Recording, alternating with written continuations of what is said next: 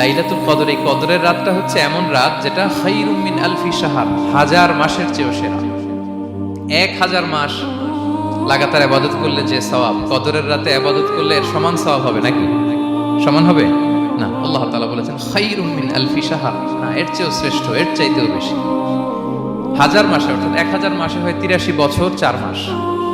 তো কদরের রাতে যদি আমরা ইবাদত করি তাহলে 83 বছর 4 মাস ইবাদত করলে যে সওয়াব, সে সওয়াব আল্লাহ তাআলা আমাদের আমলনামায় নসিব করবেন। তো আমরা যেন এই কদরের রহমত বরকত থেকে যেন আমরা বঞ্চিত না হই। রাসূল সাল্লাল্লাহু আলাইহি ওয়াসাল্লামকে সান্ত্বনা দেওয়ার জন্য যে, হে নবী, আপনি চিন্তিত হবেন না। মানে ইসরায়েলের অনেক লোক 1000 বছর হায়াত পেয়েছে, শত শত বছর ইবাদত করেছে, জিহাদ করেছে, তারা হায়াত পেয়েছে বেশি, কিন্তু তারা কদর পায়নি। আর আপনার উম্মতকে আমি হায়াত দিয়েছি কম, কিন্তু তাদেরকে কদর দিয়েছি। সুবহানাল্লাহ ওয়া বিহামদিহি, লাইলাতুল কদর দিয়েছি, যে কদরের রাত 1000 মাসের চেয়েও সেরা।